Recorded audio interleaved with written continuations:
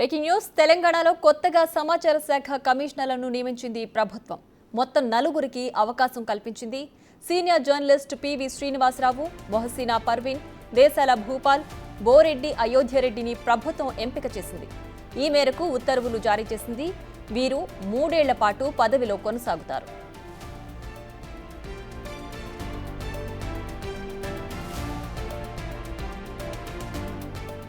ఇందులో senior journalist PV Srinivas ను state RTI commissioner గా నియమించింది. ఆర్టీఐ కమిషనర్లుగా మొహసిన్ పర్వీన్, దేశాల్ భూపాల్, బోరెడ్డి అయోధ్యరెడ్డిలకు అవకాశం కల్పించింది.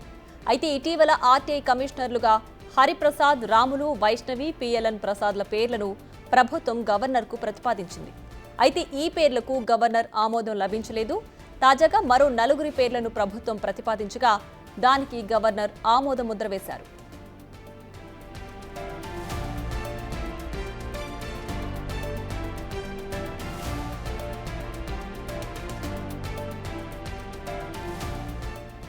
తెలంగాణలో కొత్తగా సమాచార శాఖ కమిషనర్లను నియమించింది ప్రభుత్వం.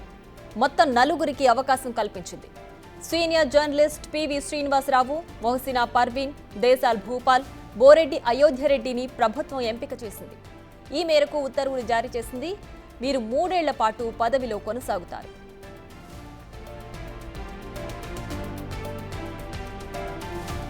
ఇందులో సీనియర్ జర్నలిస్ట్ పివి శ్రీనివాస్ ను స్టేట్ ఆర్టీఐ కమిషనర్ గా నియమించింది.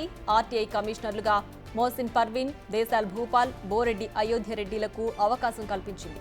అయితే ఇటీవల ఆర్టీఐ కమిషనర్లుగా హరిప్రసాద్, రాములు, వైష్ణవి, పిఎల్ఎన్ ప్రసాద్ల పేర్లను ప్రభుత్వం గవర్నర్కు ప్రతిపాదించింది. అయితే ఈ పేర్లకు గవర్నర్ ఆమోదం లభించలేదు. తాజాగా మరో 4 పేర్లను ప్రభుత్వం ప్రతిపాదించగా దానికి గవర్నర్ ఆమోద ముద్ర వేశారు.